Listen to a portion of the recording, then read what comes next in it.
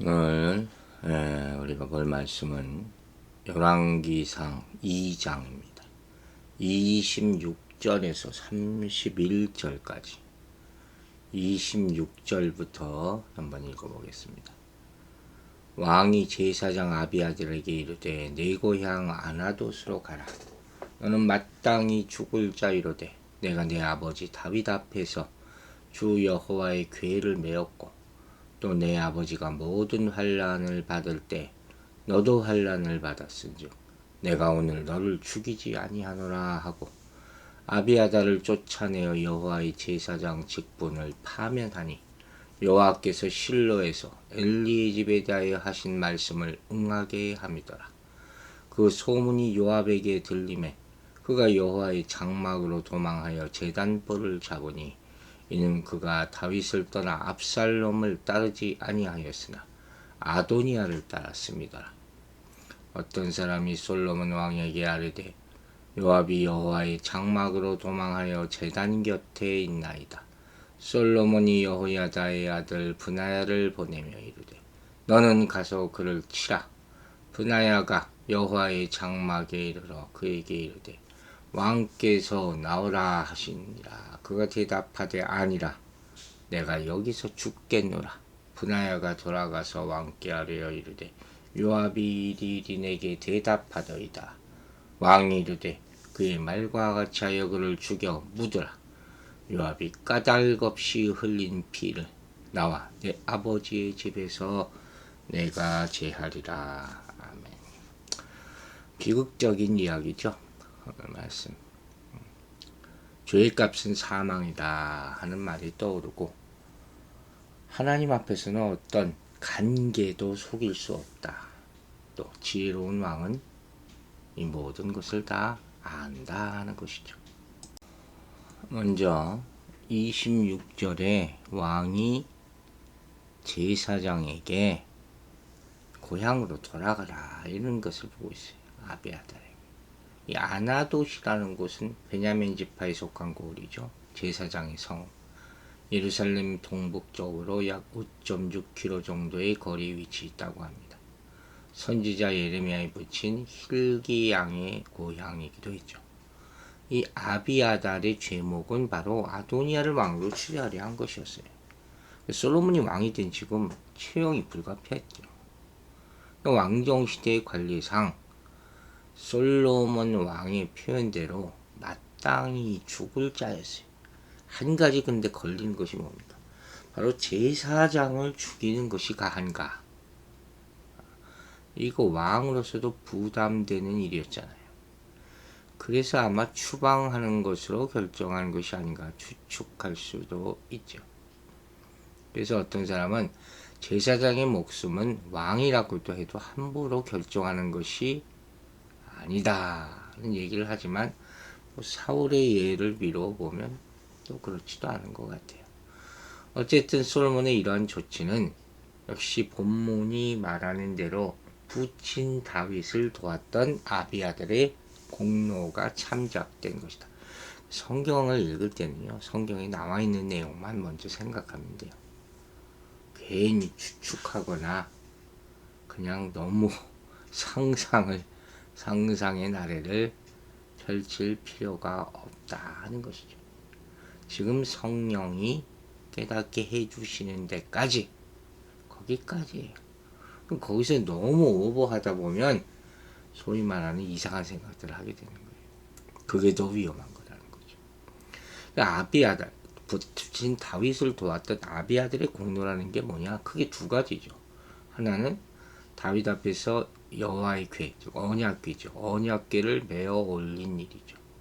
즉 제사장 아비아달은 법궤를 오베데돔의 집으로부터 예루살렘으로 옮길 때, 또 다윗이 압살롬의 난을 당하여 피난당할 때 법궤를 맡아 책임짐으로써 다윗을 도운 적이 있었다. 법궤의 중요성을 생각할 때 이것은 굉장히 큰 일이죠. 하나님이 함께 하신다는 의미 아닙니까? 또 다윗과 같이 환난을 받은 일도 있죠. 다윗이 사울로부터 박해를 받을 때, 또 압살롬의 난을 당하여 도피할 때 다윗의 입장에서 동고동락했다는 거죠. 언약궤를 지킨 것과 같은 맥락이죠. 이건 정말로 피를 나눈 형제 같은, 그죠? 그런 큰 동맹자 아닙니까? 동력자라고 할 수 있지 않습니까? 그걸 보고 봐준다는 거죠. 아버지의 공이 자식에게 이렇게 내려가게 되는 거예요. 무시할 수 없는 그런 말을 지금 하고 있는 것이죠. 그래서 27절 말하는 거예요. 아비아다를 쫓아내 여호와의 제사장 직분을 파면한다. 그런데 뒤에 이런 말이 나와 있어요. 여호와께서 실로에서 엘리의 집에 대하여 하신 말씀을 응하게 함이라다. 솔로몬의 이러한 조치는 제사장을 세우고 폐하는 일이 왕에게 있다는 것을 의미하는 것은 아닌 것 같아요. 다만 아비아달의 경우 여호와의 기름 부음 받은 왕에 대하여 계속 반역을 모의했잖아요.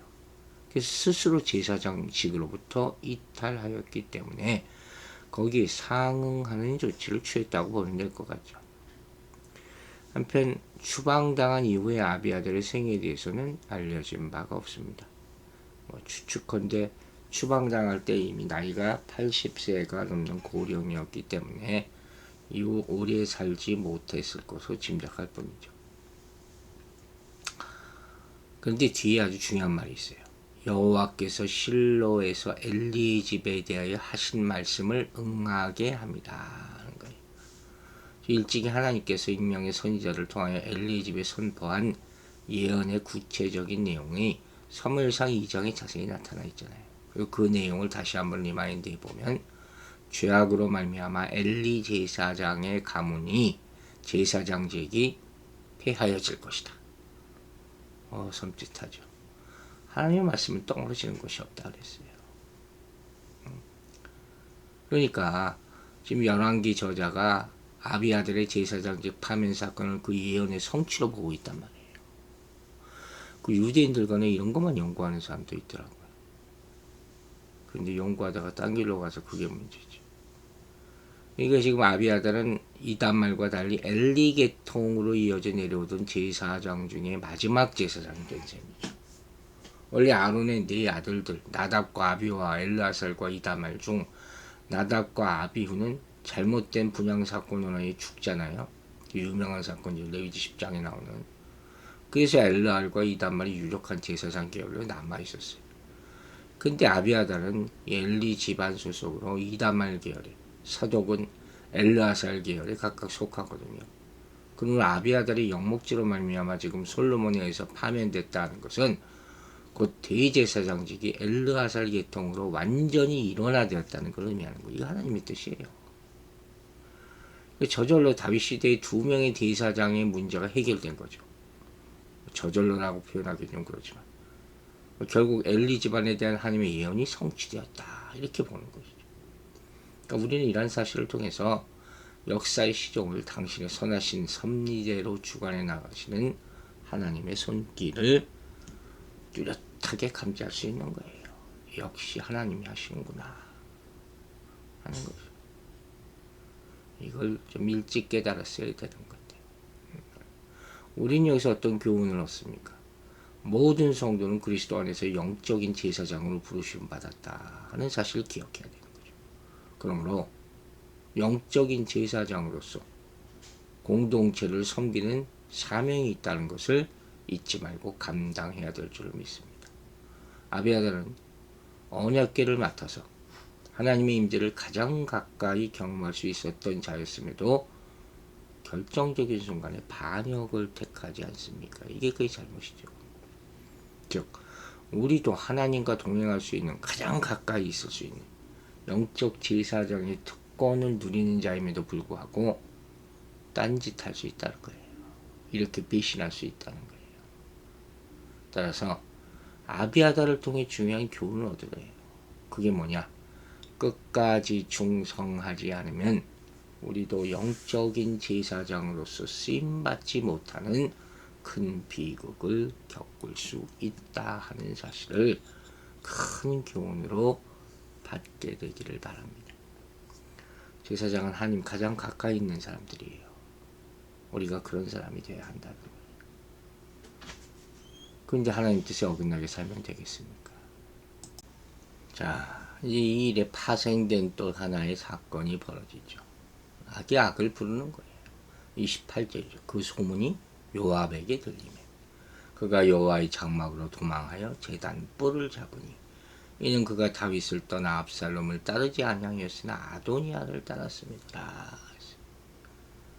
아도니아와 아비아달의 운명을 전해드린 요압은 어떤 생각을 했을까요? 아, 다음은 나구나. 그죠? 아마 요압은 아도니아의 전례를 기억하고 이렇게 바로 단뿔을 잡았을 거예요. 살려는 몸부림이죠. 하지만 이러한 요압의 행동은 솔로몬에 대해서 스스로 떳떳지 못함을 증명하는 꼴이 되고 만 거예요. 단의 뿔을 잡는다는 것이 회개의 의미가 있어야지 도피의 의미가 있어만 가지고는 의미가 안 된다는 것이죠. 물론 이 모습 자체가 2차 거사의 음모가 있었음을 확증하지 않겠죠. 오히려 요압은 이전의 살인행위와 관련되어 처벌되고 있음을 나중에 보면 볼 수가 있어요. 따라서 요압이 제단뿔을 잡은 행위는 별 효과가 없었다는 거예요. 왜냐하면 이 출애굽기 21장의 규례에 의하면 제단을 도피처로 삼을 수 있는 자는 오직 실수로 사람을 죽인 자에 국한되었기 때문이죠. 거기 가 있는다고 도망친다고 뿔 잡는다고 살아나는 것이 아니에요.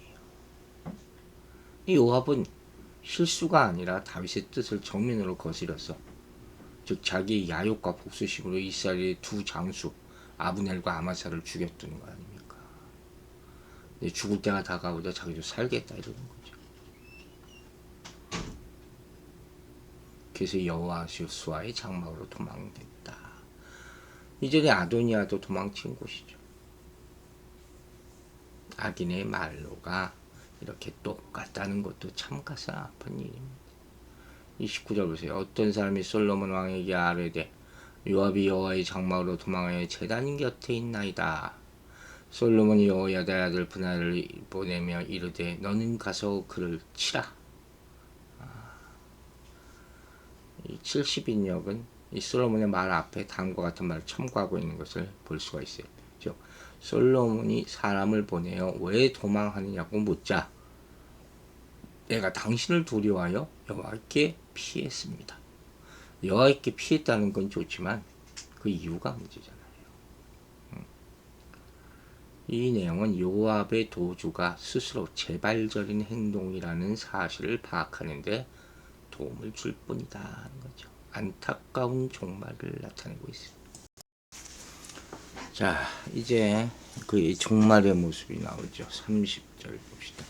브나야가 여호와의 장막에 이르러 그에게 이르되 왕께서 나오라 하시느니라. 그가 대답하되 아니라 내가 여기서 죽겠노라.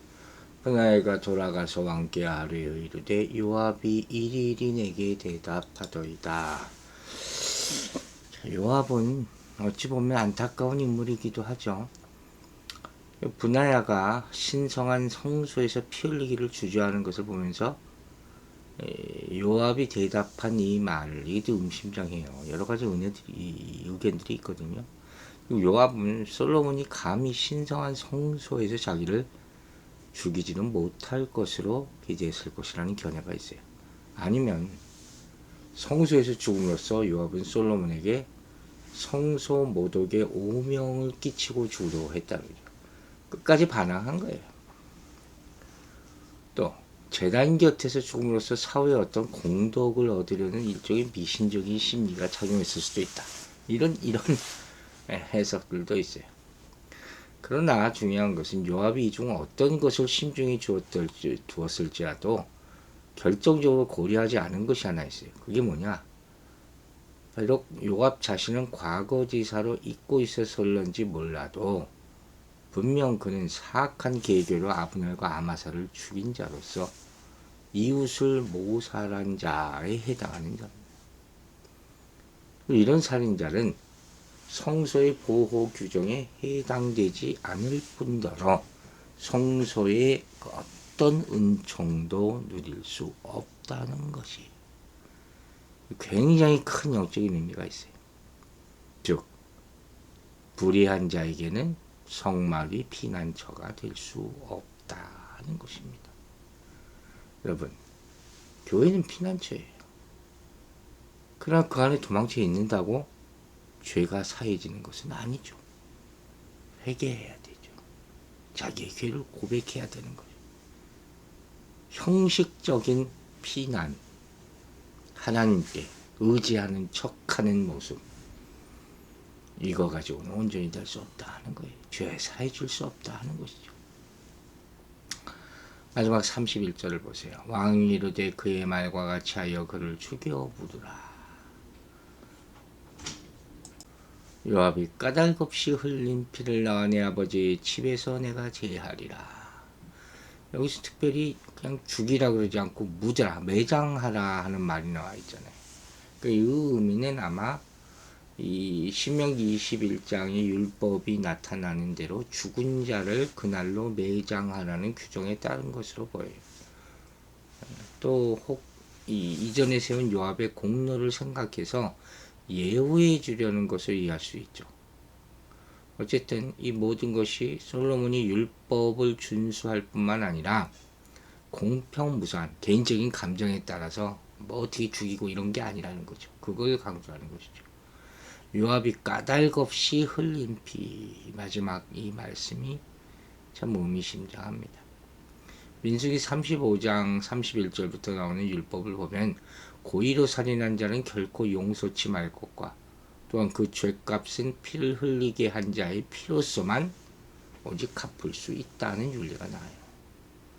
그러므로 이런 맥락에서 아브넬과 아마사의 죽음의 책임을 갖고 있는 다윗 왕가는 그들의 피를 흘리게 한 요압의 피로서 그 죄값을 속량할 의무가 있는 거예요.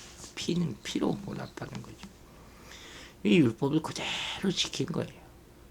따라서 다윗은 임종시에 이 사실을 유언으로 남겼고 솔로몬은 부친의 명을 받들어서 요압을 처형함으로써 마침내 무고히 피 흘리게 한 죄값을 속량받아서 결국 피 흘린 죄를 자신의 집으로부터 제할 수 있게 된 것이다 하는 거예요.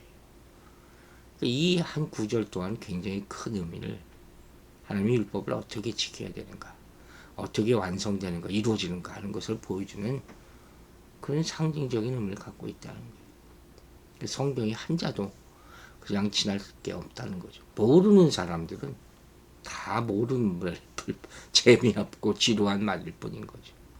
무지한 소리죠. 요압에 대해서 마지막으로 생각해보고 마칠게요. 요압은 다윗의 장군이었어요. 근데 왕인 다윗도 마음대로 제어할 수 없는 사람이었잖아요. 그 정도로 대단한 권세를 가지고 있었어요. 그런데 그는 개인적인 감정과 패권의식 때문에 다윗의 뜻을 거스려서 아브넬을 죽인 과거가 있어요. 그리고 이런 요압을 놓고 다윗은 탄식하며 하나님께 기도한 그런 전례가 있었습니다. 사무엘하 3장에서 우린 봤죠. 그리고 다윗은 그의 통치 기간 동안에 끝내 요압을 장악하지 못하고 세상을 떠나면서 솔로몬에게 그를 치리하도록 당부를 합니다. 다윗은 솔로몬을 차기 왕으로 생각하고 있었지만 문제는 요압은 이번에도 자기 권력을 믿고 아도니아를 택했다는 것이죠. 이게 바로 오만으로 인한 패착이라는 거예요. 하지만 솔로몬은 단호했어요. 젊었지만 요단이 요압이 제단불을 잡아보면서까지 목숨을 부지하려 했지만 마지막 발악이었죠. 성막 안에서 그대로 그를 처형하여 하나님의 심판이 이루어지게 합니다. 오만한 권력은 영원하지 못한 것이에요. 많이 가질수록 겸손해야 하는 것입니다. 하나님의 뜻은 반드시 이루어짐을 상기하는 우리 모두가 되기를 주의 이름으로 축원합니다. 기도하겠습니다. 아버지 하나님 감사합니다. 고르지 못한 날씨 가운데 간밤에도 비바람이 몰아쳤고 또 날씨가 오늘부터 추워진다고 합니다. 무엇보다도 우리 마음이 흔들리지 않는 삶을 매일매일 살아갈 수 있도록, 어떤 상황과 환경에서도 하나님만 바라볼 수 있도록 눈과 마음과 귀를 허락하여 주시옵소서. 불의한 자에게는 성막이 피난처가 될 수 없다 했습니다. 우리가 죄를 씻고 회개하고 돌이켜 새로운 사람이 되어 세상에 가는 곳이 우리 교회가 되게 하여 주시고, 교회를 개인의 즐거움이나 사사로운 욕망을 채우려 하는 곳이 아니라는 것을 깨달아 깊이 회개하는 모두가 되게 하여 주시옵소서. 오늘 하루의 삶도 우리 가정과 또 자녀들 지켜주시고, 직장에서도 아무 탈 없이 우리 성도들 다 일할 수 있도록 눈동자와 같이 지켜주시옵소서. 감사드리며 예수 그리스도의 이름으로 기도했습니다. 아멘.